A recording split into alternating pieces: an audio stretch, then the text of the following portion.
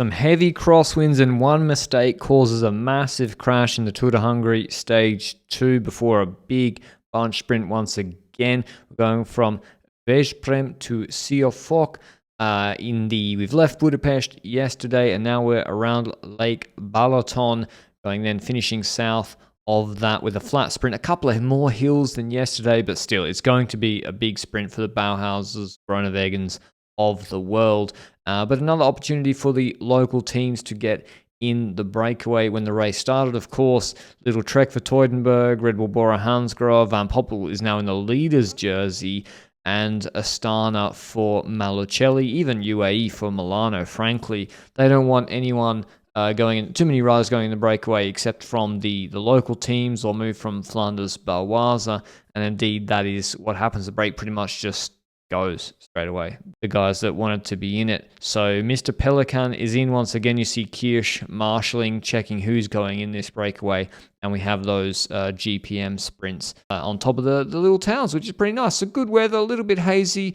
Tom Pidcock took the day off from the Giro d'Italia, flew over here in that plane, I do believe, did a loop-de-loop and then went back for the Neapolitan stage. But we enter this zone and see how the wind and in the trees and the bushes on the side of the road, heavy crosswind coming from their left shoulder, puts the riders in the gutter, and then a huge crash at high speed happens. I'll rewind it, show you what happened. Pretty much 80% of the bunch is either involved in the crash or caught behind it. Van Poppel was unscathed. Look at the grass by the side of the road. You can see how gusty it was, and that's what happens and causes this crash.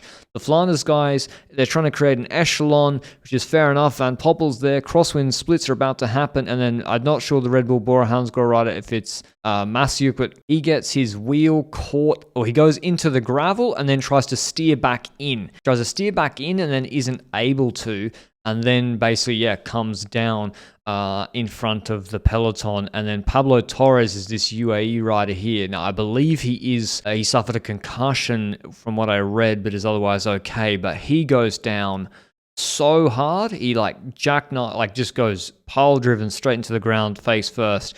And then he has another rider land on top of him. Just a horrible crash. And hopefully as many riders as possible are okay.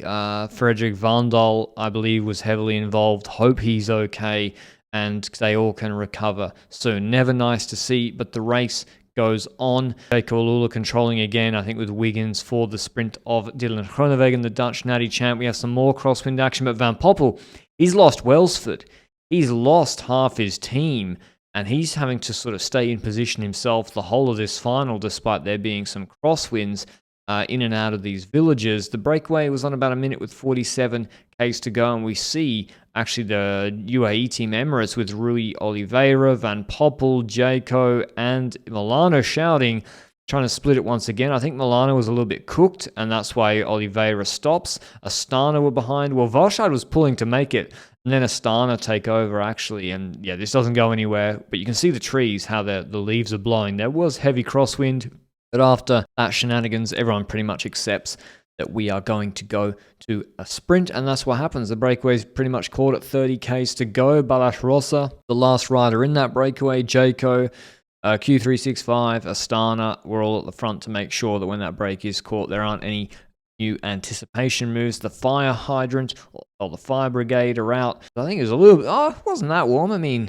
Gibbons has got his arm warmers on, so it can't have been that warm. 6.5 k's to go. Van Poppel has to freelance this whole sprint. He's in the yellow jersey. He's freelancing, finding his way, and he finds Groenewegen's wheel. Tim Thorn Teutenberg is in the green jersey for Little Trek. I believe he nearly gets chopped there as the rider number 205 comes into him. Bauhaus, actually it's Brutta Messo, number 42, is fighting for the wheel of Groenewegen, who has a good lead out in front of him. He's got three riders. He's got Luca Mezgets to launch him. 1.3 k's to go. That he's sitting really, really pretty. With these bends, he's got plenty of firepower ahead of him. And they rattle through the riders. Valscheid takes the second last pull. Finally, Groenewegen's getting the lead out he wanted. But look at Ivo Oliveira. Look at him bring Milano up into position in front of Brutta Messo. Saritza's trying to do the same thing on the right-hand side for Malocelli. But the lead out of Valscheid's strong. And then you've still got Mezgec to go in front of Groenewegen. But yeah, Bruno Messo gets chopped out of it by those two. Ivo Oliveira flicks Milano onto the wheel of Danny Van Poppel. Great lead out from him. Mezgec goes 300 meters to go. Groenewegen, if he can launch at 200 or less, after being kept in such good position, he should win. Goes at 200, 190. He doesn't. He seems to stall. Van Poppel comes out of the wheel. Teudenberg coming fast to the right-hand side. Kopecky getting a bit boxed. Milano really boxed. He was coming fastest. Look at Milano. He could have won this sprint. I think he was the fastest here by far.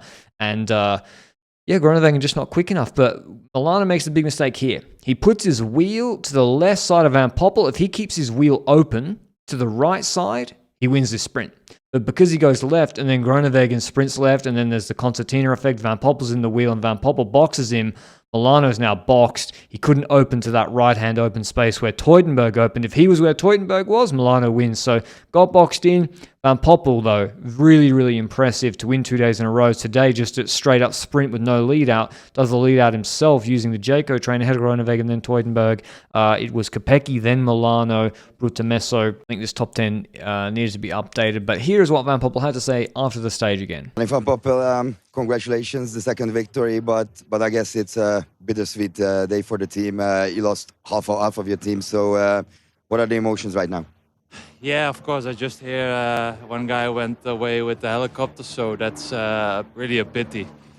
What you say, it's a mixed feelings, but yeah, good recovery to my teammates, but we have to go on, and super happy with the win, actually. I kept calm, really calm, and we just gave it a go after this crash, of course, and I beat Dylan quite proper, and that was quite cool because, yeah, he's a top sprinter, and yeah, I'm really surprised actually. What did you see from that crash? It seemed like you were at the front straight after it happened, but did you notice? I guess you noticed because 30 riders crashed. But what were the reasons? Do you know that? Top Spot did an echelon, and yeah, it was a good moment to make an echelon, and then yeah, I heard a lot of noise behind me, and then actually everybody was committed. Like, hey, guys, let's wait because it's really dangerous important to wait now, and then racing is not that important anymore if there are a lot of injured guys. I can position really well, and then Dylan went, and I was waiting. Normally I am too enthusiastic and try to come over him, but now I wait perfect with the headwind was yeah, amazing. And what I said, like, mixed feelings, but super happy for a win with the team, and I really didn't expect this today also. In terms of GC, he's now the GC leader by 8 seconds ahead of Janos Pelikan, who's been taking those bonus seconds in the break every day. But these are all the sprinters. They're all going to get dropped on the hills and climbs coming up. Hope you enjoyed the recap. Hope all those riders get better soon. I'll see you with Stage 3-1 tomorrow. Ciao, ciao.